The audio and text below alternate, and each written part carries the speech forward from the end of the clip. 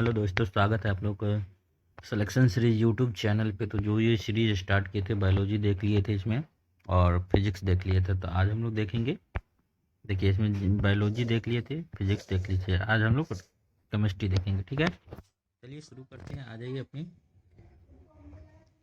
PDF पे। ये PDF हम अपलोड कर देंगे। ये सेट खत्म हो जाएगा ना तो पीडीएफ को अपलोड कर देंगे। पीडीएफ अपलोड तभी होगा जब वीडियो पे व्यू जाएगा। अच्छा, पहले बोल देते हैं, तो इसलिए आप लोग शेयर करिए, सब्सक्राइब करिए, लाइक करिए, ठीक है। 5,000 कर दीजिए, हम पीडीएफ अपलोड कर देंगे। तो यहाँ से हम लोग देखेंगे आज जो केमिस्ट्री है, रसायन विज्ञान, ठीक है। चलिए शुरू करते हैं। इसको जूम कर लेते हैं, पढ़ना स्टार्ट करते हैं बिना रोक टोक के। इसमें ज़्यादा पेज नहीं है, इसको ख़त्म करते हैं 1 घंटा ज़्यादा से ज़्यादा में, ठीक है। देखिए सामान्य परिचय देख लेते केमिस्ट्री का। सामान्य परिचय क्या कर रहा है?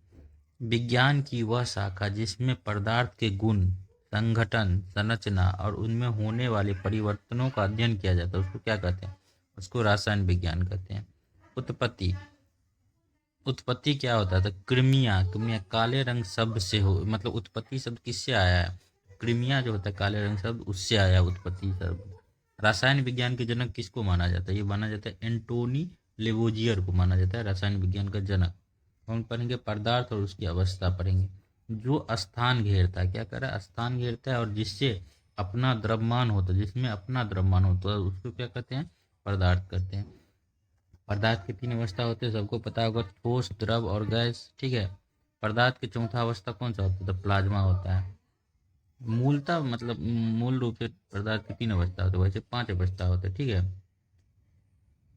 5वीं अवस्था देखिए यहाँ पे दिया है, बोस आइंस्टीन कंडेंसेंट, ठीक है। पदार्थ की 5 अवस्था, मूल रूप से 3 अवस्था होते हैं, ठोस, द्रव, गैस, और चौथा 5वां भी होता है, अभी आया है। ये चौथा हो जाएगा प्लाज्मा और 5वां हो जाएगा बोस आइंस्टीन कंडक्शन। पृथ्वी पर ज्ञात सबसे कठोर पदार्थ क्या होता है? जो सबसे कठोर है, हार्ड, तो हीरा हो जाता है। अब हम पढ़ेंगे तत्व, यौगिक और मिश्रण। पदार्थ जिसे किसी भी विधि द्वारा विभाजित नहीं किया जा सकता, उसको क्या कहते हैं? तत्व कहते हैं। तत्वों के उदाहरण में क्या क्या हो जाता है? कार्बन हो जाता है, सोना हो जाता है, हाइड्रोजन होता है, जो केवल एक पदार्थ से बना हो ऐसे, ठीक है, उसको तत्व बोलेंगे। अब तक कुल ज्ञात तत्वों की संख्या कितनी है? तो 118 तत्व हैं। सबसे उच्च गलनांक वाला तत्व कौन सा है? तो कार्बन। कार्बन का गलनांक सबसे उच्च होता है। कृत्रिम रूप से निर्मित पहला तत्व कौन होता है? टेक्नीशियम होता है। टेक्नीशियम जो होता है, ये कृत्रिम रूप से निर्मित पहला तत्व है। 2 या 2 से अधिक तत्वों को एक निश्चित अनुपात में मिलाने पर क्या बनता है? यौगिक बनता है। जल उदाहरण है किसका? तो यौगिक का उदाहरण है। 2 या 2 से अधिक पदार्थों को किसकी मिश्रण, मतलब किसी भी अनुपात में मिलाने पर क्या बनता है? 2 या 2 से, देखिए यहाँ पे देखिए, ये दोनों में कंफ्यूजन होता है। देखिए 2 या 2 से अधिक तत्वों को एक निश्चित, अगर निश्चित अनुपात में मिलाएंगे तो यौगिक कहलाएंगे। और वही है यहाँ पे, 2 या 2 से अधिक पदार्थों को किसी भी अनुपात में मिला देंगे तो मिश्रण हो गया, ठीक है। वायु उदाहरण किसका? तो मिश्रण का है। ऐसा मिश्रण जिसमें 2 या 2 से अधिक अवयव उपस्थित होते हैं किंतु उनके अलग अलग नहीं देखा जा सकता, उसको क्या कहेंगे? तो हम लोग समांगी मिश्रण कहेंगे, ठीक है। ऐसा मिश्रण जिनमें 2 या 2 से अधिक अवयव उपस्थित होता है और उन्हें अलग अलग देखा जा सकता है, उसको क्या बोलते हैं? विषमांगी मिश्रण। समांगी और विषमांगी मिश्रण का पूछता भी है, कौन समांगी है, कौन विषमांगी है। द्रवों के मिश्रण को अलग करना क्या कहलाता है? जो द्रव का मिश्रण होता है, यहाँ पे फोकस करिए, द्रवों के मिश्रण का को अलग करना क्या कहलाता है? आसवन कहलाता है। और वही पूछेगा, समुद्री जल और अशुद्ध जल को शुद्ध किया जाता है किसके द्वारा? ये आसवन विधि के द्वारा, क्योंकि द्रवों के मिश्रण को लोग किसके द्वारा किया जाता है? आसवन विधि। समुद्री जल क्या होता है? द्रव होता है। अशुद्ध जल क्या होता है? द्रव होता है। आगे देखते हैं, एल्कोहल जल के मिश्रण से जल को अलग किया जा सकता है किसके? मतलब एल्कोहल जल के मिश्रण से जल को कैसे अलग कर सकते हैं? तो ये भी आसवन विधि की, क्योंकि द्रव है। किसी ठोस पदार्थ को बिना द्रव में बदले सीधे वाष्प में परिवर्तन क्या कहलाता है? सबको पता होगा, ऊर्ध्वपातन कहलाता है। कर्पूर इसका उदाहरण है। कर्पूर, नेपेथिलीन, अमोनियम क्लोराइड आदि पदार्थ शुद्ध किए जाते हैं किसके द्वारा? तो ये ऊर्ध्वपातन विधि द्वारा। अगला है वाष्प। वाष्प का द्रव में परिवर्तन क्या कहलाता है? जो वाष्प होता है, वाष्प, द्रव में परिवर्तन क्या कहलाता है? तो वो संघनन कहलाता है। संघनन पूछता है क्वेश्चन सब। अगला है, फिटकिरी द्वारा गंदे जल का उपचार करने की प्रक्रिया क्या कहलाता है? स्कंदन कहलाता है।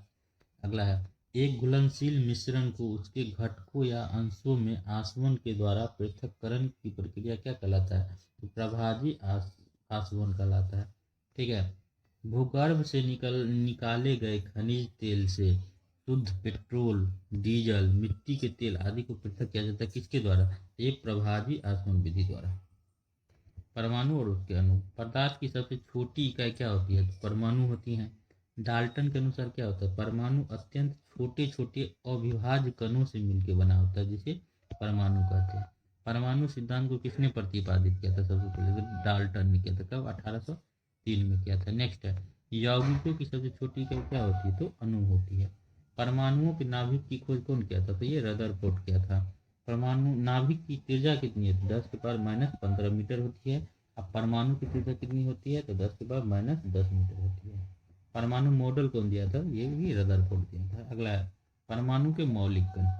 परमाणु के 3 मौलिक कण होते हैं। क्या क्या? इलेक्ट्रॉन होते हैं, प्रोटॉन होते हैं, न्यूट्रॉन होते हैं। परमाणु के नाभिक में उपस्थित होते क्या? तो प्रोटॉन और न्यूट्रॉन होता है। इलेक्ट्रॉन उसके चारों चक्कर डालते हैं। ठीक है। नाभिक में यहाँ पे प्रोटॉन और न्यूट्रॉन स्थित होते हैं। हीलियम के नाभिक में क्या होते हैं? तो 2 प्रोटॉन और 2 न्यूट्रॉन होते हैं। हीलियम के नाभिक में क्या होते हैं? 2 प्रोटॉन और 2 न्यूट्रॉन होते हैं। प्रोटॉन और न्यूट्रॉन की कुल संख्याओं का योग क्या कहलाता है? तो द्रव्यमान संख्या कहलाता है। प्रोटॉन एवं न्यूट्रॉन की कुल संख्याओं का योग क्या कहलाता है? द्रव्यमान संख्या कहलाता है। एक तत्व के परमाणु में प्रोटॉन या इलेक्ट्रॉन की संख्या क्या कहलाता है? तो ये परमाणु संख्या कहलाता है। एक तत्व के परमाणु में प्रोटॉन या इलेक्ट्रॉन की संख्या क्या कहलाता है? परमाणु संख्या कहलाता है। नाभिक में उपस्थित प्रोटॉन की संख्या बराबर होती किसके? परमाणु संख्या की। नाभिक में उपस्थित प्रोटॉन की संख्या बराबर होती किससे? तो परमाणु संख्या से। प्रोटॉन का नामकरण किया था कौन? तो ये भी रदरफोर्ड किया था।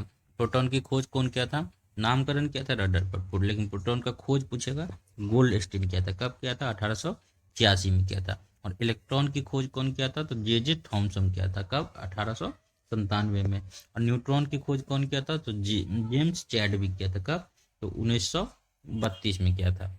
प्रोटॉन होता है, प्रोटॉन क्या होता है? तो ये होता है आपका धन आवेशित कण। प्रोटॉन जो होता है धन आवेशित कण होता है, मतलब प्रोटॉन पे प्लस चार्ज रहता है, इलेक्ट्रॉन पे माइनस चार्ज रहता है। ठीक है। तो ये ऋण आवेशित हो जाएगा इलेक्ट्रॉन। न्यूट्रॉन क्या होगा? आवेश रहित होता है, मतलब इसमें कोई आवेश नहीं होता है। हाइड्रोजन में न्यूट्रॉन कितना होती है? तो हाइड्रोजन में भी शून्य होती है। न्यूट्रॉन जो होती है शून्य होती है। किसी तत्व के रासायनिक गुण तय करता है क्या? तो उसकी इलेक्ट्रॉनों की संख्या रासायनिक गुण उसका निर्धारण करता है। प्रोटॉन का भार इलेक्ट्रॉन के भार का कितना होता है? तो 1836 गुना होता है। क्या होता है? 1836 गुना लगभग। प्रोटॉन और इलेक्ट्रॉन के द्रव्यमान का अनुपात कितना होता है? तो 1837 और 1 का होता है रेशियो। ये प्रोटॉन और इलेक्ट्रॉन का द्रव्यमान, प्रोटॉन का द्रव्यमान 1837 और इलेक्ट्रॉन का 1 होता है। ठीक है। तो रेशियो में दिया है। इलेक्ट्रॉन का एंटी पार्टिकल होता है क्या? पॉजिट्रॉन होता है। इलेक्ट्रॉन का एंटी पार्टिकल होता है क्या? पॉजिट्रॉन होता है। पॉजिट्रॉन है ये क्या है? धन आवेशित कण है, धन आवेशित कण। पॉजिट्रॉन की खोज कौन किया था? एंडरसन ने किया था। कब किया था? 1932 में किया था। न्यूट्रॉनों की खोज कौन किया था? तो द्रव्यमान व आवेश रहित कण होता है। न्यूट्रॉन क्या होता है? द्रव्यमान और आवेश रहित। ये द्रव्यमान भी नहीं होता और आवेश भी इसमें नहीं होता। ठीक है। न्यूट्रॉन की खोज कौन किया था? तो पॉली ने किया था। कब किया था? तो 1930 में किया था। अब प्रोटॉन, प्रोटॉन को न्यूट्रिनो, अच्छा न्यूट्रॉन नहीं है, न्यूट्रिनो। न्यूट्रिनो में क्या नहीं होता? तो द्रव्यमान और आवेश रहित होता है। और क्या न्यूट्रिनो की खोज कौन किया था? पॉली ने किया था। न्यूट्रॉन और न्यूट्रिनो दोनों अलग हुआ, 1930 में किया था। न्यूट्रॉन का खोज कौन किया था? यहाँ पे देखे थे, कहाँ गया न्यूट्रॉन? देखिए न्यूट्रॉन का खोज जेम्स चैडविक किया था। कब? 1932 में। ये न्यूट्रोनी है। ठीक है। न्यूट्रिनो ये पॉली किया था। प्रोटॉन, फोटोन होता है क्या? तो ऊर्जा के बंडल होते हैं। फोटोन को क्या बोलते हैं? ऊर्जा के बंडल। परमाणु विद्युत क्या होता है? तो उदासीन होता है। परमाणु विद्युत क्या होता है? उदासीन होता है। कक्षा और उपकक्षा, कक्षा और उपकक्षा देखते हैं। इलेक्ट्रॉन जिस वृत्ताकार पथ में चक्कर लगाता है वो क्या कहलाता है? तो कक्षा या सेल कहलाता है। इलेक्ट्रॉन जिस वृत्ताकार पथ में चक्कर लगाता है वो क्या कहलाता है? कक्षा या सेल कहलाता है। कक्षा को निरूपित किया जाता है किस में? तो के में, एल, एम, एन, ओ, पी, क्यू, इसके द्वारा किया जाता है। नाभिक के समीप कक्षा कौन होता है? जो नाभिक के सबसे समीप होता है, सबसे पहला वाला के होता है। ठीक है। ये ऐसे ऐसे रहता है, तो इस पहले के फिर एल ऐसे करके, ठीक है। समिष्ट कक्षा की ऊर्जा होती है कैसी कैसी, तो सबसे कम होती है, जो सबसे निकट होता है उसकी ऊर्जा सबसे कम होती है। उपकक्षा को दर्शाया जाता है किसके द्वारा, तो छोटा एस पी डी एफ के द्वारा दर्शाया जाता है। परमाणु के बाह्यतम कक्षा में उपस्थित इलेक्ट्रॉन की को क्या कहते हैं, जो उसको कहते हैं संयोजी इलेक्ट्रॉन। परमाणु के जो बाह्यतम कक्षा में उपस्थित इलेक्ट्रॉन होता है उसको क्या कहते हैं, संयोजी इलेक्ट्रॉन कहते हैं। संयोजी इलेक्ट्रॉन की संख्या अधिकतम कितनी हो सकती है, तो ये 8 हो सकती है। परमाणु के भीतर कक्षा में उपस्थित इलेक्ट्रॉन क्या कहलाता है, तो कोर इलेक्ट्रॉन कहलाता है। परमाणु के भीतर कक्षा में उपस्थित इलेक्ट्रॉन क्या कहलाता है, कोर इलेक्ट्रॉन कहलाता है। अब पढ़ेंगे समस्थानिक और संभारिक पढ़ेंगे। समस्थानिक और संभारिक वे तत्व जिनकी परमाणु संख्या क्या कहते हैं, परमाणु संख्या समान, ठीक है, किंतु परमाणु भार भिन्न भिन्न हो, उसको क्या बोलेंगे, समस्थानिक बोलेंगे, ठीक है, समस्थानिक बोलेंगे। अगला है आपका, देखिए परमाणु संख्या समान और परमाणु भार भिन्न में समस्थानिक बोलेंगे, ठीक है। अब देखिए वे तत्व जिसकी परमाणु द्रव्यमान समान हो, इसमें देखिए उसमें क्या था, परमाणु क्रमांक समान हो, ठीक है, और इसमें है परमाणु द्रव्यमान समान हो लेकिन परमाणु क्रमांक भिन्न भिन्न हो, वो क्या हो जाएगा, समभारिक हो जाएगा। देखिए समस्थानिक की खोज कौन किया था, सोडी ने किया था। कौन किया था, सोडी ने। समस्थानिक जो है फास्फोरस 32 का प्रयोग किया जाता है। समस्थानिक में किसका प्रयोग किया जाता है, फास्फोरस 32 का प्रयोग किया जाता है, ठीक है। मतलब समस्थानिक फास्फोरस 32 का प्रयोग किया जाता है किस में, तो ल्यूकेमिया और चर्म रोग के उपचार में। ल्यूकेमिया कैंसर का रूप होता है। रेडियो समस्थानिक आर्सेनिक 74 का प्रयोग किया जाता है किस में, तो ट्यूमर खोजने के लिए किया जाता है। रेडियो समस्थानिक आर्सेनिक 74 का प्रयोग किया जाता है ट्यूमर खोजने में। समस्थानिक आयोडीन 131 का प्रयोग होता है किस में, तो थायराइड ग्रंथि के कैंसर के इलाज के लिए। समस्थानिक यूरेनियम 235 यूरेनियम 235 का प्रयोग किसमें होता है, तो चट्टान की जो आयु ज्ञात किया जाता है उसमें होता है। सर्वाधिक समस्थानिक वाला तत्व कौन है, तो पोलोनियम हो जाता है, ठीक है। रेडियो सक्रियता देखते हैं। स्वतः विघटित होकर विकिरण उत्सर्जित करने वाले तत्व को क्या कहते हैं, तो ये हम लोग कहते हैं रेडियो सक्रियता तत्व कहते हैं। 4 सामान्य रेडियोधर्मी तत्व कौन होता है, यूरेनियम, रेडियम, पोलोनियम और थोरियम, ये चारों जो होता है रेडियोधर्मी तत्व होता है। रेडियोधर्मी तत्व उत्सर्जित करता है, क्या करता है, तो अल्फा बीटा और गामा किरण उत्सर्जित करता है। रेडियो सक्रियता की खोज कौन किया था, तो हेनरी बैकुलर ने किया था। रेडियो सक्रियता की मात्रा क्या होती है, तो क्यूरी होती है। रेडियो सक्रियता की माप की जाती है किस में, तो जीएम काउंटर से किया जाता है, जीएम काउंटर से। अल्फा बीटा और गामा में से विद्युत चुंबकीय तरंग होता है कौन सा, केवल गामा किरण जो होता है विद्युत चुंबकीय तरंग होता है। गामा किरणों का नामकरण किया था कौन, तो रदरफोर्ड किया था। गामा किरण की खोजकर्ता कौन थे, हेनरी बैकुलम थे। वेधन क्षमता सबसे अधिक तथा तरंग दैर्घ्य सबसे कम किसका होता है, ये गामा किरण का वेधन क्षमता सबसे अधिक होता है, तरंग दैर्घ्य सबसे कम होता है। कोबाल्ट 60 क्या है, तो रेडियो एक्टिविटी समस्थानिक होता है। कोबाल्ट 16 उत्सर्जित करता है कितना, तो गामा किरण करता है। तो कोबाल्ट 60 से उत्सर्जित गामा किरण का प्रयोग होता है कहाँ, तो कैंसर के इलाज में। अगला है रेडियोधर्मी की खोज कौन किया था, तो रॉबर्ट पियरी और मैडम क्यूरी ने किया था। रेडियम की खोज कौन किया था, तो रॉबर्ट पियरी और मैडम क्यूरी ने किया था। रेडियम प्राप्त किया जाता है किससे, तो पिच ब्लेंड नामक यूरेनियम अयस्क से किया जाता है। जीवाश्मों का उम्र ज्ञात किया जाता है किसमें, तो रेडियो कार्बन डेटिंग की विधि के द्वारा। पुरानी चट्टानों की आयु का आकलन किया जाता है किसकी तरह, तो यूरेनियम डेटिंग विधि द्वारा। जीवाश्मों का तो कार्बन डेटिंग और पुराने चट्टानों का तो ये हो जाए यूरेनियम डेटिंग। नाभिकीय विखंडन और संलयन, भारी नाभिकों का दो लगभग बराबर खंडों में विभक्त होना क्या कहलाता है, तो नाभिकीय विखंडन कहलाता है। नाभिकीय विखंडन में ट्रिगर होता है किसका, तो न्यूट्रॉन का होता है। अनियंत्रित श्रृंखला अभिक्रिया होता है किसका, तो नाभिकीय विखंडन का जो होता है ना अनियंत्रित होता है, नियंत्रित होता है नाभिकीय संलयन का होता है। परमाणु बम का सिद्धांत किस पे आधारित होता है, तो नाभिकीय विखंडन पे। परमाणु बम में प्रयोग होने वाले तत्व कौन सा होता है? यूरेनियम 235 और प्लूटोनियम 239 होता है। प्रथम परमाणु बम बनाया था कौन? रॉबर्ट ओपन होमर द्वारा। कब बनाया गया था? 1945 में। दो या दो से अधिक हल्के नाभिकों का आपस में जुड़कर एक भारी और अस्थायी नाभिक बनने की प्रक्रिया को क्या कहते हैं? तो नाभिकीय संलयन कहते हैं। सूर्य की ऊर्जा का स्रोत क्या था? यही नाभिकीय संलयन होता है। हाइड्रोजन बम आधारित होता है किस पे? तो ये भी नाभिकीय संलयन के प्रक्रिया पे आधारित होता है। हाइड्रोजन बम विकसित किया गया था किसके द्वारा? था एडवर्ड टेलर द्वारा। कब किया गया था? 1952 में। नाभिकीय और परमाणु रिएक्टर। नाभिकीय या परमाणु रिएक्टर क्या होता है? ये होता है आणविक भट्ठी होता है। प्रथम नाभिकीय रिएक्टर बनाया गया था कब? तो एनरिको फर्मी द्वारा। कब? 1942 में। कहाँ पे? तो शिकागो में। प्रथम भारतीय नाभिकीय भट्ठी कौन सा है? तो अप्सरा है। नाभिकीय रिएक्टर में मंदन के रूप में प्रयोग किया जाता है किसका? तो ग्रेफाइट और भारी जल, जिसको D2O बोलते हैं। रिएक्टर में नियंत्रित छड़ के रूप में प्रयोग होता है किसका? तो कैडमियम और बोरॉन की छड़ होता है। रिएक्टर में शीतलक के रूप में प्रयोग होता है किसका? तो भारी जल और द्रव सोडियम का। अगला है, भारत में नाभिकीय रिएक्टर में ईंधन के रूप में सर्वाधिक प्रयुक्त होता है किसका? तो यूरेनियम 235 का। अगला, भारत में प्रचुर मात्रा में उपलब्ध महत्वपूर्ण नाभिकीय ईंधन कौन सा होता है? तो भारत में उपलब्ध है थोरियम का। न्यूक्लियर बम बनाने में उपयोग किया जाता है किसका? तो यूरेनियम का। भारत का प्रथम परमाणु संयंत्र है कहाँ? तारापुर में है। अब हम पढ़ेंगे मोल संकल्पना। किसी पदार्थ की वह मात्रा जिसमें उतरते ही कण उपस्थित होते हैं। जितने कार्बन 12 समस्थानिक के 12 ग्रामों में कार्बन परमाणु की संख्या होती है उसको क्या कहते हैं? एक मोल कहते हैं। एक मोल बराबर होता है किसके? तो ये होता है 6.02 इंटू 10⁻23 के। ठीक है। एवोगैड्रो संख्या का मान कितना होता है? ये भी पूछता है एग्जाम में। कितना होगा? 6.02 इंटू 10⁻23 होता है। इसी को एक मोल को एवोगैड्रो संख्या भी बोलते हैं। अगला है आपका, 1 ग्राम मोल पदार्थ में उपस्थित अणुओं की संख्या क्या कहलाती है? एवोगैड्रो संख्या कहलाती है।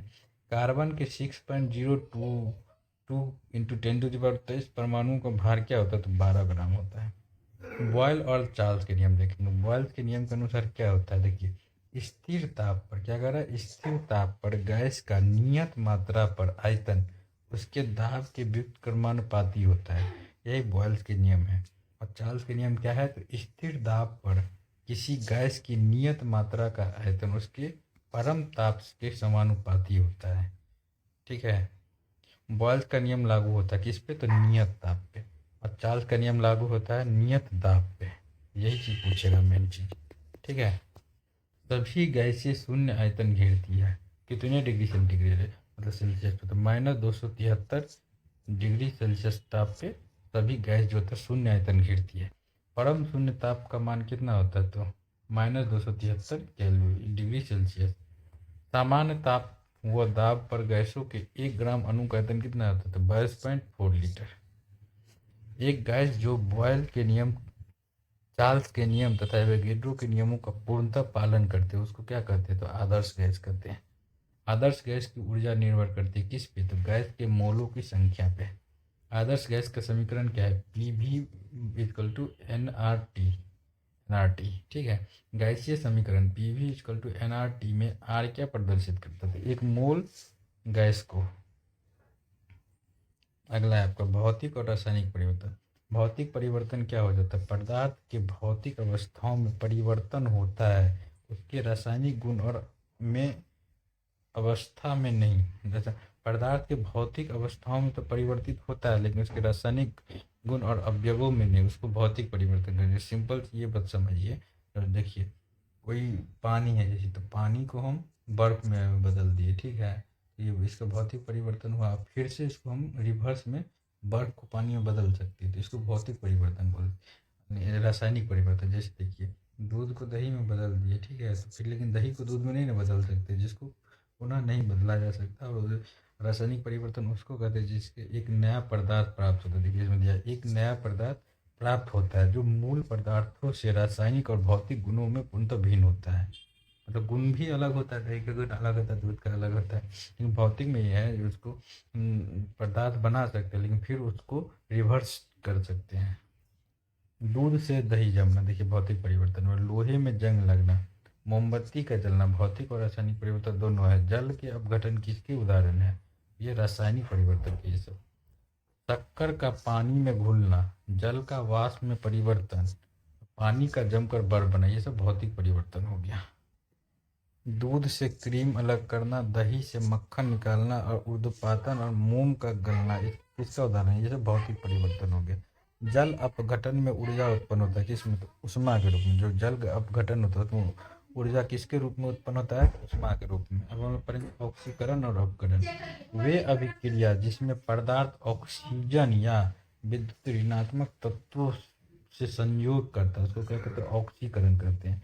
और लोहे पर जंग लगना, चांदी की काली परत तथा तांबे पर हरी परत चढ़ना, ये सब ऑक्सीकरण का उदाहरण है।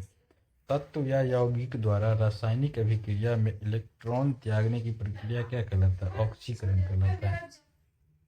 अगला है तत्व या यौगिक रासायनिक अभिक्रिया में इलेक्ट्रॉन ग्रहण प्राप्त करने की प्रवृत्ति को क्या कहते हैं? अवकरण। ठीक है, अवकरण या अपचयन कहेंगे, रिडक्शन कहेंगे। वो ऑक्सीकरण होता है जिसमें इलेक्ट्रॉन त्यागने की प्रक्रिया। मतलब देखिए क्या करें, तत्व या यौगिक द्वारा रासायनिक अभिक्रिया में इलेक्ट्रॉन त्यागने, इस पॉइंट पे फोकस करिए, त्यागने की प्रक्रिया को ऑक्सीकरण कहते हैं। और इसमें क्या है? इलेक्ट्रॉन को ग्रहण करने की प्रक्रिया को रिडक्शन कहते हैं, जिसको अपकरण कहते हैं हिंदी में। इस बात पे फोकस करिए। पुरानी किताबों का कागज भूरा हो जाता है किसके कारण? तो सेल्यूलोज के अपकरण के कारण। जब एक पदार्थ इलेक्ट्रॉन का त्याग करता है तो उसके दूसरे ग्रहण करता है, तो ऐसी अभिक्रिया क्या कहते हैं? रिडक्शन अभिक्रिया कहेंगे। जंग लगना किसका उदाहरण है? तो यही रिडक्शन अभिक्रिया का उदाहरण है, याद रखिए। श्वास में शर्करा क्या होता है? तो ऑक्सीकरण होता है। श्वास जो लेते हैं उसमें शर्करा क्या होता है? तो ऑक्सीकरण होता है। श्वास क्रिया में निर्माण होता है किसका? तो ऊर्जा का होता है। धातु और उसके गुण। धातु होते क्या? उष्मा एवं विद्युत के सुचालक होते। क्या होते हैं? उष्मा और विद्युत के सुचालक। धातुओं का घनत्व एवं घनत्व और गलनांक कैसा होता है? धातु का उच्च होता है, घनत्व भी उच्च होता है और गलनांक भी उच्च होता है। कमरे के ताप पर द्रव अवस्था में पाए जाने वाला एकमात्र धातु कौन होता है? ये पारा होता है। कमरे के तापमान पर द्रव अवस्था में पाए जाने वाला एकमात्र धातु क्या होता है? पारा होता है। क्विक सिल्वर किसको कहते थे? इसी पारा को कहते हैं। पारा का निष्कर्षण किया जाता है किसमें? सीने बार में। किसमें? सीने बार में। सबसे हल्की धातु कौन सा होता है? तो लिथियम होता है। सबसे भारी धातु कौन होता है? ओस्नियम होता है। सबसे कठोर धातु कौन होता है? क्रोमियम होता है। सफेद सोना क्या किसको सफेद सोना कहा जाता है? किसको? प्लेटिनियम को कहा जाता है सफेद सोना। सबसे विषैला धातु कौन होता है? प्लूटोनियम होता है। धातुओं का निष्कर्षण क्या होता है? तो अयस्क होता है। धातुओं का निष्कर्षण क्या होता है? अयस्क होता है। सर्वाधिक प्रतिष्ठा धातु होता है कौन? स्टील होता है। पृथ्वी की भूपटल पर प्रचुर मात्रा में पाए जाने वाले धातु कौन होता है? एल्युमिनियम होता है। दूसरे नंबर पर लोहा है। पृथ्वी के सबसे कम पाई जाने वाली धातु कौन सा है? तो स्टेटिन है। स्टेटिन। भूपट्टी पर सर्वाधिक मात्रा में पाए जाने वाला तत्व कौन सा हो जाता है? तो ऑक्सीजन हो जाता है। दूसरा सिलिकॉन हो जाता है। ठीक है। धातुओं का वह गुण जिससे उन्हें खींचकर तारों में परिवर्तित किया जा सकता है उसको क्या कहते हैं? तन्यता कहते हैं। धातुओं का वह गुण जिसे पीट कर चादर में परिवर्तित किया जाए उसको क्या कहते हैं? आघातवर्धीयता कहते हैं। सबसे सबसे आघातवर्धीयता धातु कौन होता है? सोना। सोना को पीट के बहुत बड़ा किया जा सकता है। आशा की धातु किसको कहते हैं? तो यूरेनियम को आशा की धातु कहते हैं। भाई का धातु किसको कहते हैं? तो प्लूटोनियम को भाई का धातु कहते हैं। भविष्य का धातु तो टाइटेनियम। ठीक है। चाकू से काटे जा सकने वाले प्रमुख धातु कौन कौन है? तो सोडियम होता है जो ज़्यादा एग्जाम में पूछता है, लिथियम और पोटासियम। ये तीनों जो होता है चाकू से इसको आराम से पनीर जैसे काट सकते हैं। सोडियम की अधिकता से रक्तचाप क्या होता है? तो ये बढ़ता है सोडियम की अधिकता से। सोडियम का परमाणु क्रमांक कितना होता है? तो 11 होता है। सोडियम की खोज कौन कहता है? हेम्फ्री डेवी ने किया था। कब किया था? 1807 में किया था। सोडियम का संग्रहण किया जाता है किस में? तो मिट्टी के तेल में रखा जाता है। केरोसिन में डुबा के रखा जाता है, बाद में वो आग लग जाता है। सोडियम को जल में डालने पर कौन सी गैस मुक्त होती है? Hydrogen gas. इसीलिए सोडियम को जल में डालते तो ब्लास्ट करता है। पनडुब्बी जहाजों तथा अस्पताल आदि की बंद हवा को शुद्ध करने में उपयोग किया जाता है किसको? सोडियम पर ऑक्साइड का उपयोग किया जाता है। हम देखें सोना और चांदी का गुण। अधातुओं का राजा किसको बोलते हैं? तो सोना को बोलते हैं। मतलब धातुओं का, धातु नहीं यार।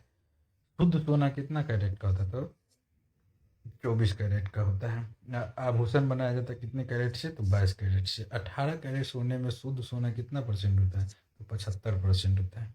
कृत्रिम सोना किसको कहते हैं? तो रोल्ड गोल्ड को। रोल्ड गोल्ड मिश्र धातु होता है किसका किसका? तो एक तांबा का होता है और एल्युमिनियम होता है, इसमें तांबा और एल्युमिनियम होता है। सोने के आभूषण बनाते समय उसे कठोरता बनाने के लिए उसमें क्या मिलाया जाता है? तो तांबा मिलाया जाता है। सोना का लाइटिन नाम क्या है? तो ओरम। ओरम है, एयू जिसको बोलते हैं। झूठा सोना या बेवकूफ़ों का सोना किसको कहते हैं? तो आयरन सल्फाइड और आयरन पायराइट्स, ये दोनों को झूठा सोना या बेवकूफ़ों का सोना बोलते हैं। सोने को घोला जा सकता है किसमें? तो एक्वाराज, जिसको हम लोग अम्लराज बोलते हैं। देखिए, हाइड्रोक्लोरिक व नाइट्रिक अम्ल का मिश्रण होता है ये अम्लराज। चांदी का लैटिन नाम क्या है? तो अर्जेंटम। अर्जेंटम है, तो मतलब एजी बोलते हैं उसको। विद्युत और उष्मा का सर्वोत्तम चालक कौन सा होता है? तो ये चांदी होता है। उष्मा का न्यूनतम संचालक कहाँ होता है? तो शीशा में। सबसे कम उष्मा कहाँ चलता है? शीशा में। देखिए, हॉर्न सिल्वर किसको बोलते हैं? तो सिल्वर क्लोराइड को हॉर्न सिल्वर बोलते हैं। कृत्रिम वर्षा के लिए प्रयुक्त में लाया जाता है किसका? तो सिल्वर आयोडाइड का लाया जाता है, AgL का। ठीक है। मतदान के समय मतदाताओं की उंगली पर निशान लगाया जाता है किसका? तो सिल्वर नाइट्रेट का लगाया जाता है। कागज पर पुराने उंगलियों के चिन्हों को किससे विकसित किया जाता था? ये सिल्वर नाइट्रेट के घोलों से, फिंगरप्रिंट। सोना और चांदी के शुद्धिकरण में प्रयोग किया जाता है किसको? तो नाइट्रिक अम्ल, जिसको HNO3 कहते हैं। चांदी की सतह को काला कर देता है कौन? तो ओजोन गैस। ओजोन गैस जो है चांदी की सतह को काला कर देता है। अब हम पढ़ेंगे अधातु और उसके गुण पढ़ेंगे। देखिए, अधातु होते हैं विद्युत और उष्मा के कुचालक होते हैं। अब बाद में ग्रेफाइट एक ऐसा अधातु है जो विद्युत का कुचालक है, सुचालक है। कमरे के ताप पर द्रव अवस्था में पाए जाने वाला एकमात्र अधातु कौन होता है? कमरे के तापमान पर द्रव अवस्था, तो ब्रोमीन होता है। पीरा पीरानाशक के रूप में उपयोग होता है किसका? तो पीरानाशक के रूप में ब्रोमीन का उपयोग होता है। ठोस वाष्पशील अधातु कौन सा होता है? तो आयोडीन होता है। ठोस वाष्पशील अधातु कौन होता है? आयोडीन होता है। इस अधातु में धातुई चमक पाई जाती है, तो ये आयोडीन में धातुई चमक पाई जाती है। सबसे भारी गैसीय धातु तत्व कौन होता है? तो ये रेडॉन होता है। सबसे भारी गैसीय धातु तत्व कौन होता है? रेडॉन होता है। वायुमंडल में नाइट्रोजन की प्रतिशत कितनी होती है? 78% नाइट्रोजन होती है। वायुमंडल गर्म होता है किसमें? तो स्थलीय विकिरण द्वारा। किसके द्वारा वायुमंडल गर्म होता है? स्थलीय विकिरण द्वारा। नाइट्रोजन स्थिरीकरण में भाग लेता है कौन? राइजोबियम भाग लेता है नाइट्रोजन स्थिरीकरण में। राइजोबियम पाया जाता है कहाँ पे? दलहनी पौधे की जड़ों में। कहाँ पे? दलहनी पौधे के जड़ों में पाया जाता है। कृत्रिम गर्भधारण के लिए बैल और सांड के वीर्यों को रखा जाता है किसमें? तो द्रव नाइट्रोजन में रखा जाता है। अमोनियम, जिसको HN3 बोलते हैं, उसमें नाइट क्या है? तो नाइट्रोजन का ये यौगिक है अमोनियम। अमोनियम का निर्माण किया जाता है किसके? तो हाइबर विधि द्वारा। रेफ्रिजरेटर में जल को ठंडा करने के लिए प्रयोग किया जाता है किसका? तो अमोनिया गैस का। रेफ्रिजरेटर में जल को ठंडा करने के लिए प्रयोग किया जाता है किसका? तो अमोनिया गैस का। श्वेत या पीला फास्फोरस को स्वतः जलाने से बचने के लिए उसे कहाँ रखा जाता है? मतलब फास्फोरस भी जल जाता है तो वो जल में डुबा कर रखा जाता है, सोडियम को केरोसिन में डुबा के। दिया सलाई में प्रयोग होता है कौन सा फास्फोरस? ये लाल फास्फोरस दिया सलाई में प्रयोग होता है। युद्ध के समय धुएं का पर्दा बनाने के लिए किसका प्रयोग किया? जो स्मोक होता है, तो ये फॉस्फीन का किया जाता है, फॉस्फीन का। चूहे के विष के रूप में किसका प्रयोग? जो चूहा मारने वाला दवा होता है उसमें क्या होता है? तो जिंक फॉस्फाइड होता है, जिंक फॉस्फाइड। तरे हुए अंडे के समान गंध देता है कौन सा? तो हाइड्रोजन सल्फाइड जो होता है वो तरे हुए अंडे की तरह गंध देता है। कृत्रिम सुगंधित पदार्थ बनाने के लिए प्रयोग किया जाता है किसका? Ethyl acetate. ठीक है। अगला है, डबल रोटी बनाने में प्रयोग होता है किसका? तो ईस्ट का होता है। बेकरी में ब्रेड बनाने के लिए ईस्ट का उपयोग किया जाता है, क्यों? तो ब्रेड को मुलायम करने के लिए और लचीला बनाने के लिए। मिल्क ऑफ मैग्नीशिया कहलाता है, क्या कहलाता है? तो मैग्नीशियम हाइड्रोक्साइड कहलाता है। अगला है आपका, पेट की अम्लता को कम करने के लिए किसका प्रयोग करते हैं हम लोग? तो मैग्नीशियम हाइड्रोक्साइड का, जो क्षारीय होता है। अब हम पढ़ेंगे कार्बन और उसके यौगिक। कार्बन क्या होता है? तो ये एक अधातु है। क्या है? एक अधातु। कार्बन का परमाणु संख्या कितना होता है? तो 6 होता है। कार्बन में संयोजी इलेक्ट्रॉनों की संख्या कितनी होती है? तो 4 होती है। कार्बन का परमाणु भार कितना होता है? तो 12 होता है। वैसे पदार्थ जिनके रासायनिक गुण समान और भौतिक गुण भिन्न हो क्या कहलाता है, तो अपरूप कहलाता है। कार्बन के दो अपरूप कौन कौन होते हैं, तो एक होता है हीरा और एक वो ग्रेफाइट होता है। हीरा का अपेक्षित घनत्व तथा अपवर्तनांक कितना होता है, तो घनत्व जो होता है ये हो जाता है 3.52 होता है और अपवर्तनांक कितना होता है 2.417 होता है। हीरा का आकार कैसा होता है, चतुष्कोणीय होता है। 1 कैरेट हीरा बनाने में कितना लगता है, 200 मिलीग्राम लगता है। हीरा का उपयोग होता है कांच काटने में, क्या होता है किसमें, तो कांच काटने में। ग्रेफाइट कैसी होती है, तो विद्युत का सुचालक होता है। ग्रेफाइट कैसी होती है, विद्युत का कुचालक होता है। ग्रेफाइट की रचना होती है कैसे, षष्ठ फलकीय होता है, षष्ठ फलकीय। ग्रेफाइट का उपयोग किया जाता है स्नेहक के रूप में। काला शीशा किसको कहते हैं, तो ये ग्रेफाइट को ही काला शीशा भी बोला जाता है। पेंसिल के लेड बना होता है किसका, तो ग्रेफाइट का बना रहता है। संसार के सभी जैविक पदार्थ बने होते किसके, तो कार्बनिक यौगिक के। जितने भी संसार के जैविक पदार्थ बने हैं सब कार्बनिक यौगिक से बने हैं। सभी कार्बनिक यौगिक का प्रमुख अवयव क्या होता है, तो कार्बन होता है। अब हम पढ़ेंगे खनिज और अयस्क। पृथ्वी के तल के नीचे पाए जाने वाले प्राकृतिक पदार्थ जिसको जो तत्व या यौगिक के फॉर्म में रहता है क्या कहलाता है, तो उसको खनिज कहते हैं। वे खनिज जिसमें धातुओं को आसानी से प्राप्त किया जा सकता है क्या कहलाता है, अयस्क कहलाता है। अयस्क में उपस्थित अशुद्धि क्या कहलाता है, गैंग कहलाता है। खनिजों एवं अयस्कों के से धातुओं का निष्कर्षण क्या कहलाता है, धातु कर्म कहलाता है। एल्युमिनियम का निष्कर्षण क्या होता है, तो बॉक्साइट से होता है। एल्युमिनियम का निष्कर्षण बॉक्साइट से होता है। तांबे का निष्कर्षण कॉपर पायराइट से होता है। लोहे का अयस्क होता है हेमेटाइट होता है, जिसको Fe2O3 बोलते हैं। और मैग्नेटाइट भी होता है, Fe3O3 भी होता है, और सीडेराइट भी होता है। ये तीनों लोहे का अयस्क है, हेमेटाइट, मैग्नेटाइट और सीडेराइट। ठीक है। लोहे का निष्कर्षण होता है कहाँ, तो हेमेटाइट से। जस्ता प्राप्त होता है किससे, तो कैलामाइन से। कैलामाइन से जस्ता प्राप्त होता है। सीनेबार अयस्क है किसका, तो ये पारा का अयस्क सीनेबार। कैल्शियम, पोटासियम और कैडमियम का अयस्क होता है क्या, डोलोमाइट, नाइटर तथा ग्रीनोकाइट। मोनाजाइट अयस्क है किसका, तो थोरियम का। मोनाजाइट किसका अयस्क है, थोरियम का। हॉर्न सिल्वर किसको बोलते थे, चांदी को। हॉर्न सिल्वर क्या कहलाता है, सिल्वर क्लोराइड कहलाता है हॉर्न सिल्वर। चांदी का निष्कर्षण होता है किसमें, अर्जेंटाइट से। यूरेनियम का निष्कर्षण होता है पिच ब्लेंडर से। पिच ब्लेंडर से यूरेनियम का निष्कर्षण होता है। यूरेनियम का खोज कौन किया था, क्लाप्रोथ ने किया था। कब किया था, 1789 में किया था। पृथ्वी पर पाया जाने वाला यूरेनियम कौन होता है, U-238 होता है। यूरेनियम का उपयोग होता है किसमें, तो परमाणु ऊर्जा के उत्पादन में होता है यूरेनियम का उपयोग। क्वार्टजाइट एक रूप है किसका, तो सिलिकॉन डाइऑक्साइड का रूप है क्या, क्वार्टजाइट। क्वार्टजर में होता है क्या, सिलिकॉन और ऑक्सीजन होता है क्वार्टजर में। अब हम लोग पढ़ेंगे उपधातु और उसके मिश्र धातु। वे तत्व जिनमें धातुओं और अधातुओं के गुण पाए जाते हैं उसको क्या कहते हैं, तो उपधातु कहते हैं। ठीक है। उपधातु को उदाहरण में क्या क्या हो जाता है, आर्सेनिक हो जाता है, एंटीमनी हो जाता है, बिस्मथ हो जाता है, सिलिकॉन हो जाता है। ठीक है। पीतल मिश्र धातु है किसका, तांबा और जस्ता का। पीतल किसका मिश्र धातु है, तांबा और जस्ता का। सोल्डर जो टाका होता है वो मिश्र धातु है किसका किसका, तो सीसा और टीन का मिश्र धातु है। और कांसा मिश्र धातु है किसका, तो तांबा और टीन का। कांसा हो जाएगा तांबा और टीन का, और सोल्डर हो जाएगा जिससे सोल्डिंग आयरन होता है वो सोसा और टीन का हो जाएगा।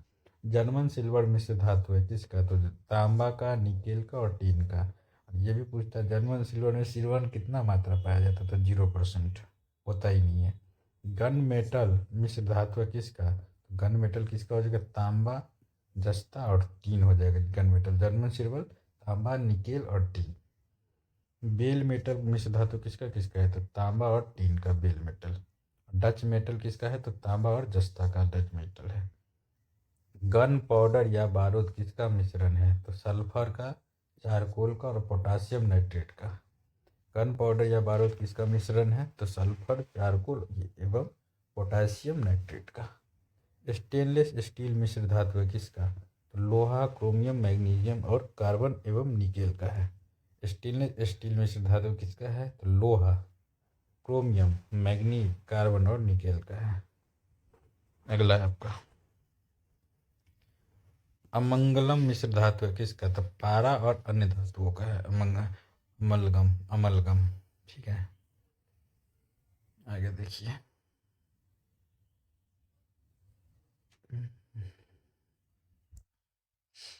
पारा किस धातु के साथ अमलगम नहीं बनाता है? तो ये आयरन, लोहा के साथ अमलगम नहीं बनाता है।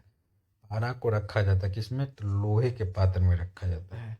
स्टील एवं लोहा, स्टील और लोहा पढ़ेंगे। स्टील मिश्र धातु है किसका? तो लोहा और कार्बन का। स्टील को कठोरता प्रदान करने के लिए उसमें क्या मिलाया जाता है? बढ़ाया जाता है, तो कार्बन की मात्रा बढ़ाया जाता है।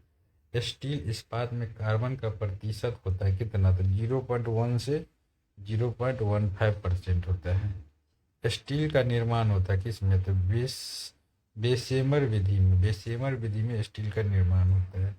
सीमेंट विधि एवं विद्युतीय विधि द्वारा, ये सब बेशेमर विधि, सीमेंट विधि या विद्युत विधि द्वारा स्टील का निर्माण होता है। जंग रहित लोहा और स्टेनलेस स्टील बनाने के लिए प्रयुक्त महत्वपूर्ण धातु कौन सा है? तो क्रोमियम हो जाता है। जंग लगने पर लोहा का भार क्या होता है? तो बढ़ जाता है। लोहे में जंग लगने के लिए आवश्यक है क्या? ऑक्सीजन और नमी जो है आवश्यक है। लोहे को जंग से बचने के लिए चढ़ाई जाती है किसका? तो जिंक का परत चढ़ाया जाता है, जिसको हम लोग क्या बोलते हैं? गैल्वेनाइजेशन प्रक्रिया बोलते हैं। लोहे में जंग लगना क्या होता है? तो ये रासायनिक परिवर्तन होता है।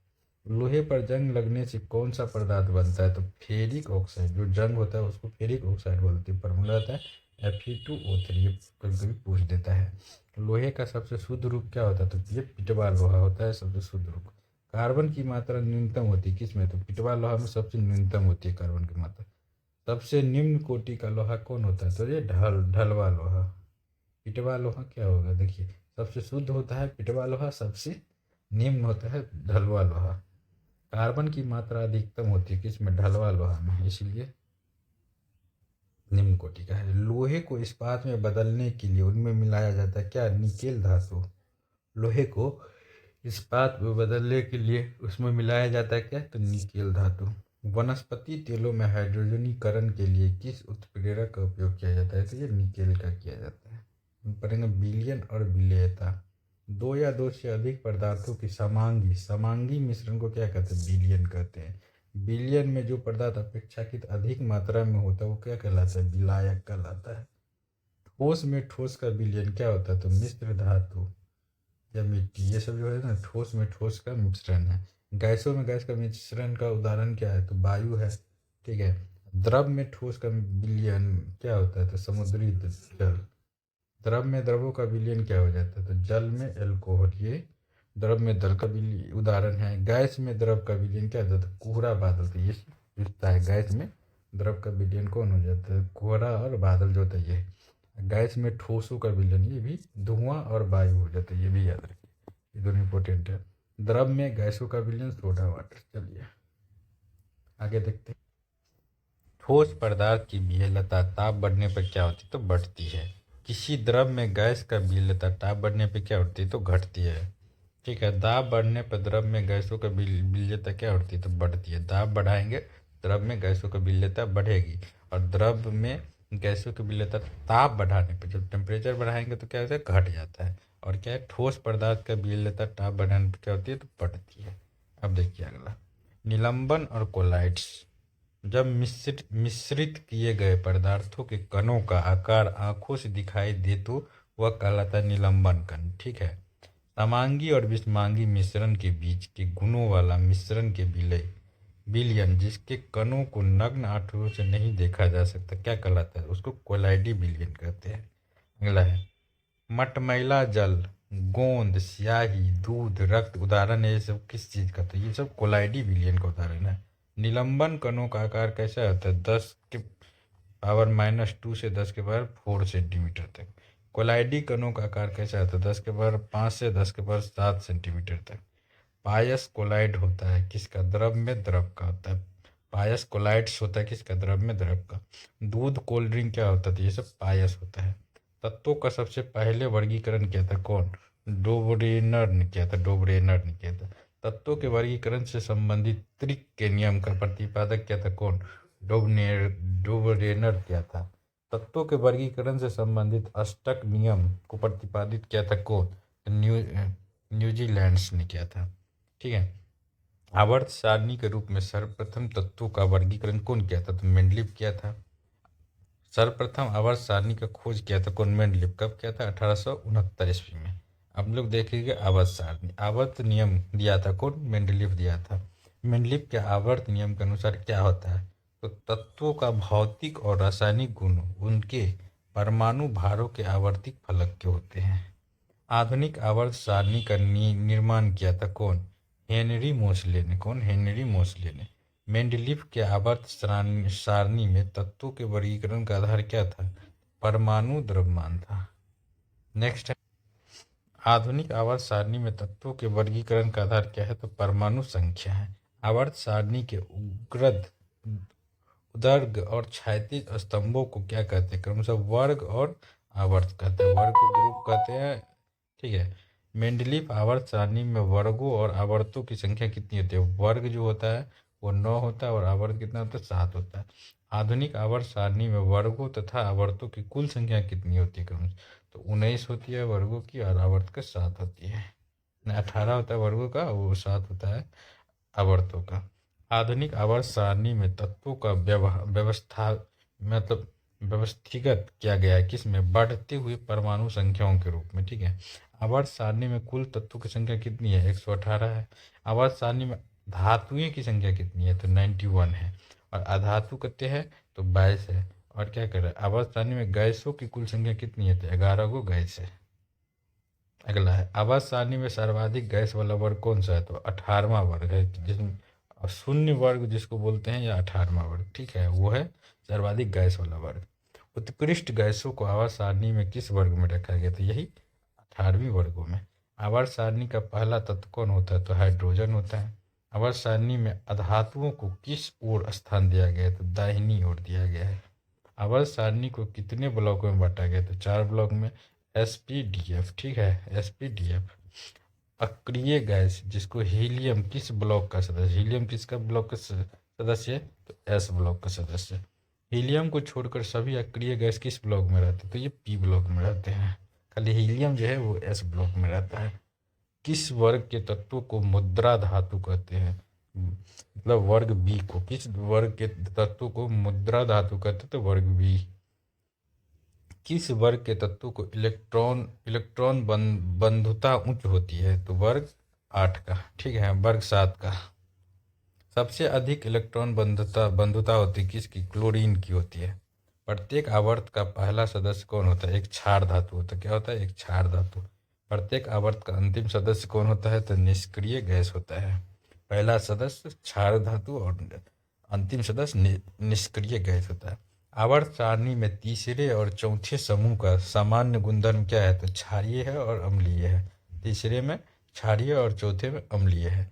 आधुनिक आवर्त सारणी के 17वें वर्ग समूह को क्या कहा जाता था? हेलोजन कहा जाता है। हेलोजन्स कहते हैं। ठीक है। गैसीय अवस्थाओं में पाए जाने वाले हेलोजन्स क्या होता है? तो क्लोरीन होता है, ब्रोमीन होता है, फ्लोरीन होता है। ठीक है। ठोस अवस्था में पाए जाने वाले हेलोजन क्या होता है? तो ये होता है आयोडीन होता है।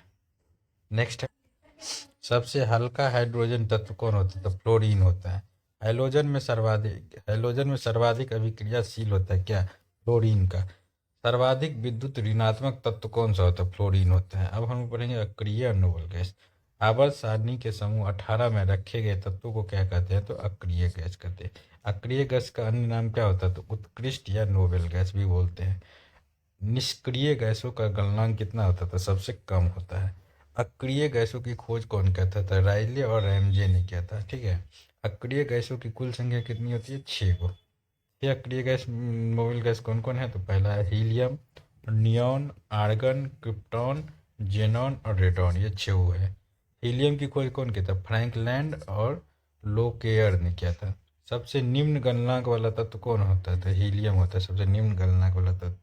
हीलियम के बाह्यतम कक्षा में कितने इलेक्ट्रॉन होते हैं? तो 2 इलेक्ट्रॉन होते हैं। हीलियम को छोड़कर सभी अक्रिय गैसों के बाह्यतम कक्षा में कितने इलेक्ट्रॉन होते हैं? 8 इलेक्ट्रॉन होते हैं। सबसे हल्की अक्रिय गैस कौन होता है? तो हीलियम होती है। अक्रिय गैसों की संयोजकता होती है किसमें? तो शून्य में होती है। वायुमंडल में सर्वाधिक मात्रा में पाया जाने वाला अक्रिय गैस कौन होता है? तो आर्गन होता है। आर्गन। कौन सा अक्रिय गैस वायुमंडल में नहीं पाया जाता? तो रेडॉन।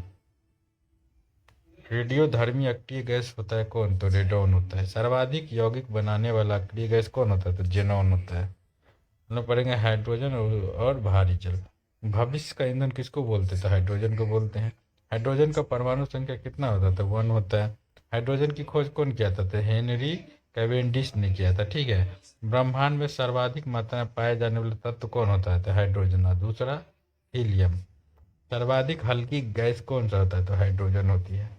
पुराने तैल चित्रों के रंगों को फिर से उभारने में काम आता है किसका? था हाइड्रोजन पर ऑक्साइड का। हाइड्रोजन के समस्थानिक की संख्या कितनी है? तो 3 है। कौन कौन? प्रोटियम, ड्यूटेरियम और ट्राइटिनियम। ड्यूटेरियम की द्रव्यमान संख्या कितनी होती है? 2 होती है। देखिए ड्यूटेरियम ऑक्साइड जिसको D2O कहते हैं वो क्या होता है? तो भारी जल होता है। भारी जल का खोज कौन किया था? तो HC यूरे और वाशबर्न ने किया था। कब किया था? 1932 में।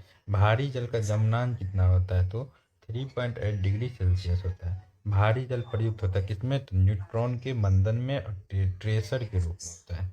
भारी जल D2O का अनुभार कितना होता है? तो 20 होता है। जल और उसके प्रकार। जल क्या है? H2O है। क्या है? एक यौगिक है। जल बना होता है 2 हाइड्रोजन और 1 ऑक्सीजन के परमाणुओं से जिसमें H2O कहते हैं। जल में हाइड्रोजन और ऑक्सीजन का भार कितना अनुपात में होता है? तो हाइड्रोजन 1 होता है और ऑक्सीजन 8 होता है। जल में हाइड्रोजन और ऑक्सीजन का आयतन का अनुपात कितना था? हाइड्रोजन 2 और ऑक्सीजन 1। सर्वत्र विलयन क्या कहलाता है? तो जल कहलाता है। शुद्ध जल का क्वथनांक कितना होता है? 100 डिग्री सेल्सियस। शुद्ध जल का द्रव्यमाप कितना होता है? तो 0 डिग्री सेल्सियस। जल का शुद्ध रूप क्या होता है? तो वर्षा का जल। शुद्ध जल का पीएच मान कितना होता है? तो 7 होता है। जल 2 प्रकार के होते हैं कौन कौन? कठोर और मृदु। साबुन के साथ झाग उत्पन्न नहीं करता कौन? कठोर जल। साबुन के साथ झाग उत्पन्न करता है कौन? मृदु जल। जल की अब अस्थायी कठोरता का कारण क्या है? उसमें कैल्शियम और मैग्नीशियम के बाइकार्बोनेट का घुले रहना। जल में अस्थायी कठोरता का कारण क्या है? कैल्शियम और मैग्नीशियम के क्लोराइड तथा सल्फेट के घुले रहना। जल की अस्थायी तथा अस्थायी कठोरता दूर हो जाती है किसी कारण? जल में सोडियम कार्बोनेट डालकर उबालने से कठोरता और अस्थायी कठोरता दूर हो जाती है। जल की अस्थायी कठोरता दूर करने के लिए सर्वाधिक उपयुक्त क्या है? पोटासियम क्लोराइड होता है। हम लोग पढ़ेंगे प्रमुख गैस और उनकी प्राकृतिक। ठीक है। भोपाल गैस त्रासदी में किस गैस का रिसाव हुआ था? तो मिथाइल आइसोसाइनाइड। ठीक है। फार्मूला भी देख लीजिए CH3NCO। भोपाल गैस त्रासदी हुआ था कब? 3 दिसंबर को हुआ था। 3 दिसंबर 1984 को हुआ था। यूनियन कार्बाइड कंपनी में। भोपाल गैस त्रासदी के जिम्मेदार किसे माना जाता है? तो ये वॉरेन एंडरसन को माना जाता है। आंसू गैस जो स्मोक होता है उसमें क्या माना जाता है? तो क्लोरो एसीटोफिनॉल ये होता है। आंसू गैस में क्या होता है? एरोसोल एक पाउडर होता है वो भी रहता है। आंसू गैस का प्रयोग किया जाता है किसमें? अनियंत्रित भीड़ों को तितर बितर करने के लिए। भीड़ पे छोड़ता है ना, एक होता है हंसने वाला गैस, उसको पता ही है सबको, नाइट्रोक्स ऑक्साइड होता है N2O। हंस जिसको लाफिंग गैस भी बोलता है उसकी खोज कौन किया था? तो प्रिस्टिले ने किया था। प्रिस्टिले ने। गुब्बारों में भरी जाती कौन सा? तो हीलियम गैस भरी जाती है। ठीक है। कैल्शियम कार्बाइड का पर जल की प्रतिक्रिया द्वारा उत्पन्न होने वाला गैस कौन है? तो एसीटिलीन होता है। कैल्शियम कार्बाइड पर जल की प्रतिक्रिया द्वारा उत्पन्न होने वाली गैस कौन है? एसीटिलीन। कच्चे फलों को पकने के लिए प्रयोग किया जाता है किसका? एथिलीन और एसीटिलीन गैसों का। वेल्डिंग में प्रयुक्त गैस कौन होता है? एसीटिलीन और ऑक्सीजन ये दोनों होता है। चूने का पानी को दूधिया कर देता है कौन? तो कार्बन डाइऑक्साइड। CO2 गैस की प्राकृतिक क्या होती है? तो अम्लीय होती है। CO2 गैस कैसी होती है? अम्लीय होती है। सोडियम वाटर की बोतल खोलने पर कौन सा गैस बाहर निकलती है? Carbon dioxide gas. वायुयान के टायर में भरने के लिए प्रयोग किया जाता है कौन सा? नाइट्रोजन और हीलियम गैस को। कृत्रिम सांस के लिए किन गैसों का मिश्रण दिया जाता है? तो ऑक्सीजन और हीलियम ये दोनों दिया जाता है। गोताखोर सांस लेने में प्रयोग करते हैं ऑक्सीजन और हीलियम गैसों का मिश्रण लिए। वनस्पति तेल के वनस्पति घी बनने में प्रयुक्त होने वाला गैस कौन है? Hydrogen gas. फूलों का रंग उड़ा देती है कौन? Chlorine gas. वाहनों से निकलने वाला प्रदूषित गैस कौन सा है? तो कार्बन मोनोऑक्साइड जिसको CO बोलते हैं। CO गैस की प्रकृति क्या होती है? तो उदासीन होती है CO गैस। अग्निशमक यंत्रों में प्रयोग किया जाता है carbon dioxide. Global global warming के लिए उत्तरदायी गैस कौन सा है? तो ये CO2 है। कार्बन डाइऑक्साइड अगला है। ठोस कार्बन डाइऑक्साइड क्या कहलाता है? तो सूक्ष्म बर्फ कहलाता है। गर्म करने पर सीधे गैस में ही परिवर्तित हो जाता है ठोस से, तो उसको क्या बोलते हैं? मतलब गर्म करने पर सीधे गैस में परिवर्तित हो जाता है कौन? तो सूक्ष्म बर्फ। सोडा वाटर बनाने में प्रयुक्त होता है कौन? तो CO2 में। CO2 को मतलब सोडा वाटर भी बनाता है, उसमें प्रयुक्त होता है CO2। अम्ल भस्म और लवण। अम्ल का स्वाद कैसा होता है? तो ये खट्टा होता है। क्षार क्षार का स्वाद कैसे होता है? कड़वा होता है। चलिए देखिए, अम्ल और क्षार की अभिक्रिया के स्वरूप बनने वाला पदार्थ क्या कहलाता है? तो लवण कहलाता है। अम्ल का पीएच मान कितना होता है? तो 7 से कम, और 7 से ज्यादा होगा तो क्षार हो जाएगा, तो क्षार का पीएच मान 7 से अधिक। नीला लिटमस पत्र को लाल कर दे। नीला नीला को लाल करेगा अम्ल, ठीक है, और लाल को नीला करेगा क्षार करेगा, ठीक है। ये दोनों याद रखिए, ये सब पूछता है एग्जाम में। लिटमस पत्र प्राप्त किया जाता है किससे? तो लाइकेन से। सिरका में पाया जाता है कौन? एसिटिक अम्ल। ये सभी पूछता है। सिरका का रासायनिक नाम क्या है? एसिटिक अम्ल ही है, और इसमें एसिटिक अम्ल पाया भी जाता है। चींटी या बिच्छू के डंक में कौन सा अम्ल पाया जाता है? तो फॉर्मिक अम्ल पाया जाता है। नींबू संतरा में पाया जाता है साइट्रिक अम्ल। फिटकरी व सोरा में क्या होता है? तो नाइट्रिक अम्ल होता है। दूध में पाया जाता है लैक्टिक अम्ल, और सेब में पाया जाता है मैलिक अम्ल, और मक्खन में पाया जाता है ब्यूटारिक अम्ल पाया जाता है। और इमली में कौन सा पाया जाता है? मतलब इमली अंगूर में कौन सा पाया जाता है? तो टर्टरिक अम्ल पाया जाता है। खट्टे फलों में पाया जाता है एस्कॉर्बिक अम्ल पाया जाता है, जिसको विटामिन C बोलते हैं, एवं साइट्रिक अम्ल, ये दोनों पाया जाता है, ठीक है। एस्कॉर्बिक अम्ल को ही विटामिन C बोलते हैं। आंवला का मुख्य स्रोत क्या है? एस्कॉर्बिक अम्ल। तेजाब तेजाब क्या होता है? तो सल्फ्यूरिक अम्ल होता है, H2SO4। अम्लों का राजा किसको बोलते हैं? सल्फ्यूरिक अम्ल, जिसको अम्लराज, मतलब सल्फ्यूर अम्लों का राजा। सल्फ्यूरिक सबसे हार्ड होता है। फोटोग्राफी कपड़े से जंग के दाग और स्याही के धब्बे को हटाने के लिए किसका प्रयोग किया जाता है? तो ऑक्जेलिक अम्ल का प्रयोग किया जाता है। मांसपेशी में किस अम्ल के एकत्रित हो जाने से थकावट महसूस होता है? तो लैक्टिक अम्ल के। बेकिंग पाउडर के निर्माण में किस अम्ल का प्रयोग होता है? तो टार्टरिक अम्ल का प्रयोग होता है। अम्ल में कौन सा तत्व के परमाणु अनिवार्य रूप से रहता है? तो हाइड्रोजन अनिवार्य रूप से रहता है अम्ल में। अम्लराज, जिसको एक्वा रेजा बोलते हैं, किसका किसका मिश्रण है? आ गया, तो हाइड्रोक्लोरिक और नाइट्रिक अम्ल, ये दोनों का मिश्रण है अम्लराज। अम्लराज का सूत्र क्या होता है? HNO3+3HCl। फलों को संरक्षित करने के लिए रबर के स्कंदन में प्रयुक्त होता है कौन? फॉर्मिक अम्ल। खाद्य पदार्थ के संरक्षण और तंबाकू शोधन में प्रयुक्त होता है क्या? तो बेंजोइक अम्ल। खाद्य पदार्थ और संरक्षण संरक्षण तथा तंबाकू शोधन में प्रयुक्त होता है किसका? तो बेंजोइक अम्ल। जब वर्षा के जल का पीएच मान 5.6 से कम हो जाता है तो उसे क्या कहते हैं? तो अम्लीय वर्षा कहते हैं। अगला है, अम्ल वर्षा का मिश्रण होता है किसका किसका? उसमें सल्फर डाइऑक्साइड तथा नाइट्रोजन ऑक्साइड, ये दोनों का अति बारिश होता है। साधारण नमक का सूत्र क्या होता है? सोडियम क्लोराइड, NaCl होता है। समुद्र जल में सर्वाधिक मात्रा में क्या पाया जाता है? जो वो लवण होता है, तो सोडियम क्लोराइड, ठीक है। नमक। डिहाइड्रेशन में प्रायः किस पदार्थ की कमी हो जाता है? तो सोडियम क्लोराइड की कमी हो जाता है। जो अग्निशमक यंत्र होता है किस गैस का उपयोग होता है उसमें? तो कार्बन डाइऑक्साइड गैस का उपयोग होता है। बिलियनों का पीएच मान। किसी बिलियन की अम्लीयता और क्षारीयता को व्यवस्थित करता है कौन? पीएच मान। पीएच मान का निर्धारण किया था कौन? और सोरेंस ने किया था, सोरेंस। उदासीन विलयन का पीएच मान कितना होता था? 7 से कम होता है, मतलब 7 होता है। उदासीन का 7 होता है, और अम्लीय विलयन का पीएच मान 7 से कम होता है। क्षारीय का 7 से अधिक। अभी पढ़े हैं। रक्त का पीएच मान, ये याद रखिए, तो 7.4 है। समुद्री जल का 8.4 है। अशुद्ध जल, जो शुद्ध जल होता है, उसका कितना होता है? तो 7 होता है। दूध का पीएच मान कितना होता है? 6.4 होता है। और मूत्र का पीएच मान 6 होता है। और नींबू का पीएच मान 2.2 होता है। और कॉफ़ी का पीएच मान होता है 5.5 होता है। अंडे का 7.7, सिरका का 2.4, और शराब का पीएच मान 2.8 होता है। अब हम लोग देखें हाइड्रोकार्बन।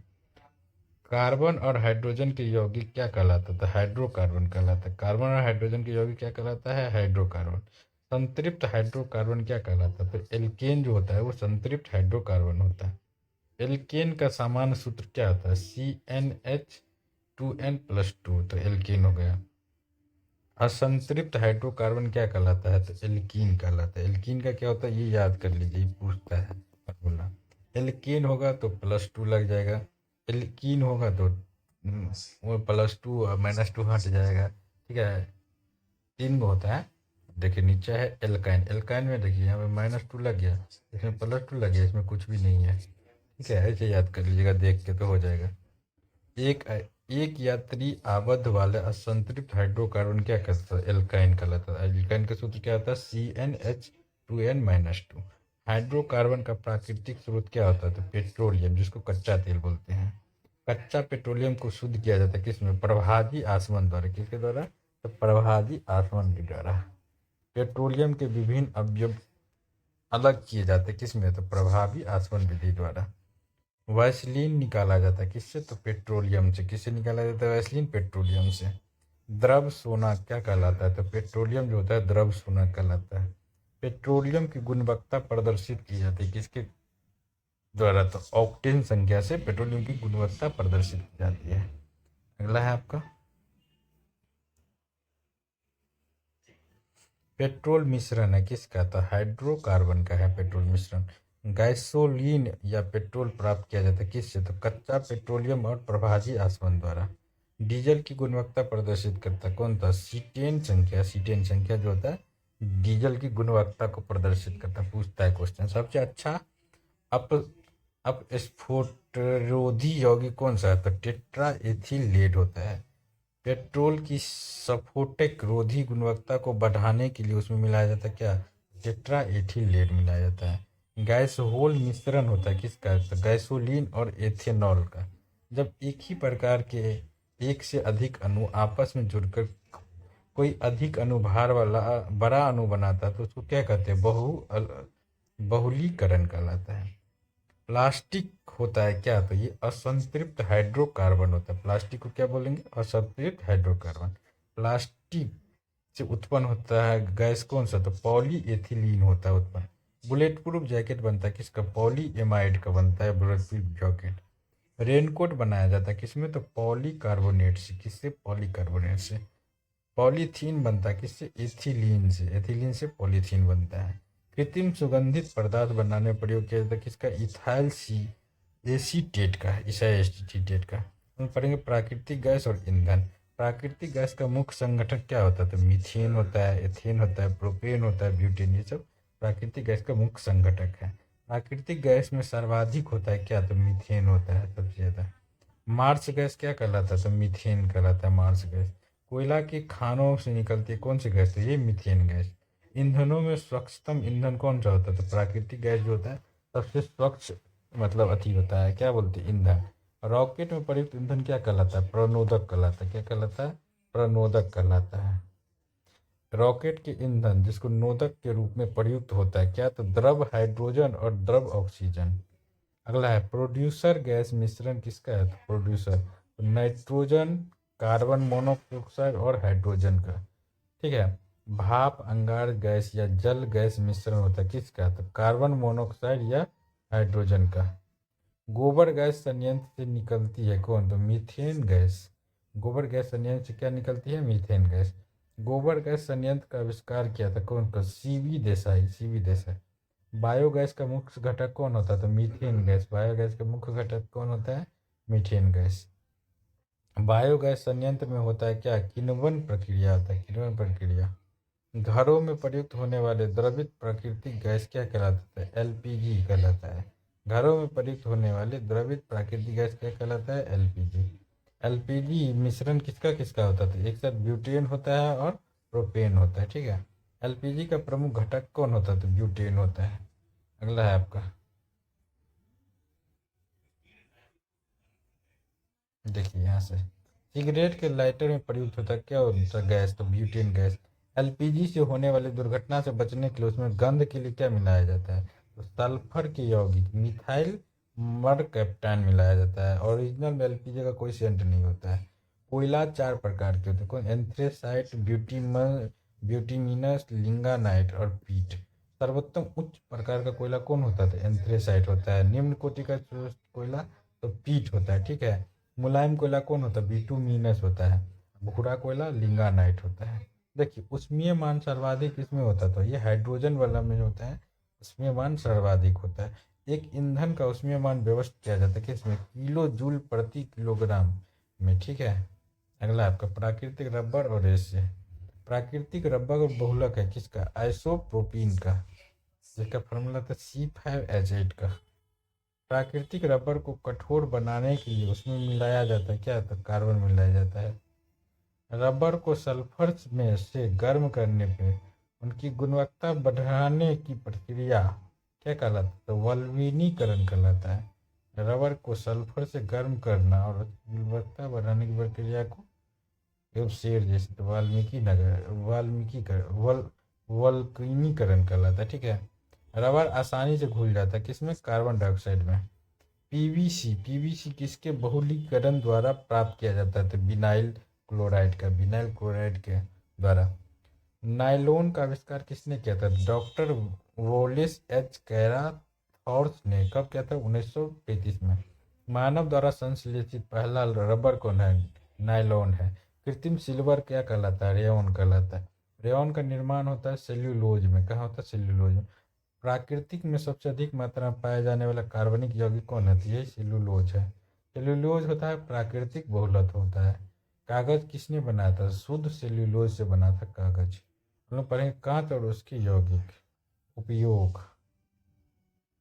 कांच या शीशा होता है क्या होता है? अतिशीतित द्रव होता है। अतिशीतित द्रव होता है।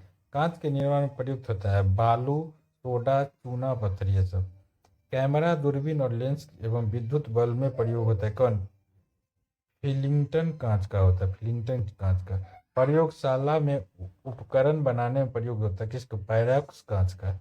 धूप चश्मा का लेंस बनाने में प्रयोग होता है किसका? क्रूक्स कांच का। ये तो पूछता है। ठीक है, पायरॉक्स कांच, क्रूक्स कांच, तो देख लीजिए इसको अच्छे से। चलिए नेक्स्ट पेज देखते हैं। ज़्यादा नहीं, अब 2 पेज और 1 पेज और बचा है, लास्ट इसको कर लेते हैं। चश्मा का लेंस बनने में प्रयुक्त होता है किसका? तो क्राउन कांच का होता है। ठीक है, अब देखिए मानव निर्मित पदार्थ इसमें आ जाते हैं।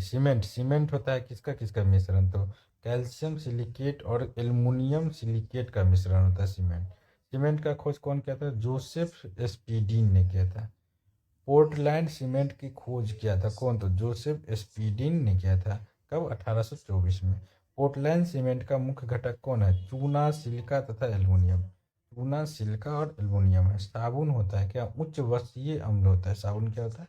उच्च वसीय अम्ल होता है। साबुन बनाने की प्रक्रिया क्या होता है? सैपोनिफिकेशन होता है। सैपोनिफिकेशन होता है। साबुन बनाने में किसका प्रयोग होता है? तो वनस्पति तेल, वसा और कास्टिक पोटाश को होता है। ठीक है, प्रयोगशाला में संश्लेषित बनाया गया है पहला कार्बनिक पदार्थ कौन सा? तो यूरिया बनाया गया सबसे पहले।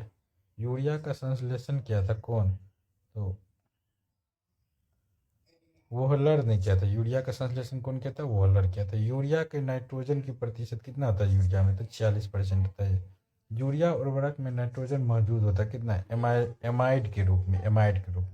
यूरिया का रासायनिक सूत्र क्या आता है? NH2CONH2 होता है। ठीक है, यूरिया अधिकतम पाया जाता है कहाँ किसमें? मूत्र में। मूत्र दुर्गंधित देता है किसको? अमोनियम के कारण। हम लोग पढ़ेंगे रासायनिक नाम और उसके सूत्र। चूना पत्थर का रासायनिक नाम क्या होता है? Calcium carbonate. सूत्र क्या होता है? CaCO3। दंत मंजन पेस्ट जो होता है उसका पाउडर बनाने के लिए उपयोग किया जाता है किसका? कैल्शियम कार्बोनेट का उपयोग किया जाता है। मोती बना होता है किसका? तो कैल्शियम कार्बोनेट का मोती बना होता है। संगमरमर का रासायनिक नाम क्या है? तो कैल्शियम कार्बोनेट होता है। अगला है बिना बूझा चूना और काली चूना का रासायनिक नाम क्या होता है? कैल्शियम ऑक्साइड होता है। ऑक्साइड। बुझा हुआ चूना का रासायनिक नाम क्या होता है? कैल्शियम हाइड्रोक्साइड होता है। फार्मूला भी देख लीजिए CaOH2। रासायनिक दृष्टि से चूना का पानी होता है कैसे? कैल्शियम हाइड्रोक्साइड होता है। सूक्ष्म बूझे हुए चूने के ऊपर क्लोरीन गैस प्रवाहित करने से प्राप्त होता है क्या? विरंजक चूर्ण, ब्लीचिंग पाउडर का रासायनिक नाम क्या होता है? तो कैल्शियम ऑक्सीक्लोराइड होता है जिसके CaOCl2 होता है। ठीक है, नेक्स्ट है आपका ब्लीचिंग पाउडर का प्रयोग होता है कहाँ? तो पीने के जल को शुद्धिकरण में। प्लास्टर ऑफ पेरिस, इसकी फार्मूला क्या होता है देख लीजिए, इंपॉर्टेंट है। CaSO4 into into half H2O होता है प्लास्टर ऑफ पेरिस का। तो इसका रासायनिक नाम क्या होता है? तो calcium sulphate hemihydrate. Plaster of Paris बनता है किसका? तो जिप्सम से। जिप्सम का सूत्र क्या होता है? इसको भी फार्मूला इंपॉर्टेंट है, याद कर लीजिए। CaSO4 इंटू 2H2O होता है। नीला पोथा का रासायनिक नाम क्या होता है? तो कॉपर सल्फेट। क्या होता है फार्मूला? CuSO4। अगला है बेकिंग सोडा, खाने का सोडा का रासायनिक नाम क्या होता है? सोडियम बाइकार्बोनेट होता है। क्या होता है फार्मूला? NaHCO3 होता है। धोवन सोडा का रासायनिक नाम क्या होता है? सोडियम कार्बोनेट होता है। क्या होता है फार्मूला? Na2CO3। कास्टिक सोडा का रासायनिक नाम क्या होता है? सोडियम हाइड्रोक्साइड होता है। धवन सोडा फिर से याद करिए, sodium carbonate. Baking soda sodium bicarbonate. और कास्टिक सोडा तो सोडियम हाइड्रोक्साइड। कीटनाशक के रूप में प्रयोग किया जाता है किसका? तो विरंजक चूर्ण या DDT का जो है प्रयोग किया जाता है कीटनाशक के रूप में। एक सेकेंड, नेक्स्ट है आपका DDT का पूरा नाम क्या होता है? डाइक्लोरो डाइफिनॉल ट्राइक्लोरोइथीन होता है। DDT कीटनाशक बनाया जाता है किससे? तो क्लोरल से बनाया जाता है, क्लोरल से। चीली सोडा का रासायनिक नाम क्या होता है? तो सोडियम नाइट्रेट होता है, NaNO3 होता है। गैमेक्सिन का रासायनिक नाम क्या होता है? गैमेक्सिन का बेंजीन हेक्साक्लोराइड होता है। नीलम जिसको रूबी बोलते हैं उसका रासायनिक नाम क्या होता है? Al2O3 होता है। मानिक और नीलम रासायनिक रूप से जाने जाते हैं, एल्युमिनियम और ऑक्साइड। यूरिया का रासायनिक नाम होता है कार्बोमाइंड। कार्बोमाइंड का सूत्र क्या होता है? NH2CONH2। ग्लूकोज का सूत्र क्या होता है? C6H12O6। रासायनिक विस्फोट, सर्वाधिक प्रयोग में आने वाला विस्फोटक कौन सा होता है? ट्राई नाइट्रेट टॉल्यूवीन होता है। TNT का पूरा नाम क्या होता है? ट्राई नाइट्रेट टॉल्यूवीन होता है। डायनामाइट का आविष्कार कौन किया था? तो अल्फ्रेड नोबेल ने किया था। कब किया था? 1867 में किया था। डायनामाइट का प्रमुख घटक कौन होता है? तो नाइट्रोग्लिसरीन होता है। नोबेल का तेल किसको कहते हैं? तो ट्राई नाइट्रेट ग्लिसरॉल को कहते हैं। बारूद की खोज किया था कौन? रोजर बेंकन ने किया था। बारूद का प्रमुख अवयव कौन होता है? तो पोटासियम नाइट्रेट होता है। RDX का पूरा नाम क्या होता है? Research and development explosive. ठीक है, खतरनाक होता है RDX। आगे देखिए, RDX का अन्य नाम क्या होता है? साइक्लोनाइट होता है। RDX की खोज कौन किया था? हेंस हेगिन 1899 में किया था। RDX का सूत्र क्या होता है? C3H6N6O6। ठीक है, अन्य महत्वपूर्ण तथ्यों में देख लिए, खत्म हो गया। रंजक व खाद्य पदार्थ बनाने में प्रयोग किया जाता है किसका? कैरामल का किया जाता है। नॉन स्टिकी बर्तन बनाने में प्रयोग किया जाता है किसका? टेफ्लॉन का प्रयोग किया जाता है। टेफ्लॉन का सामान्य नाम क्या आता है? पॉलीटेट्राफ्लोरोएथिलीन होता है। पटाखे का रंग हरा किसके कारण होता है? तो बेरियम के कारण पटाखे का नाम हरा होता है।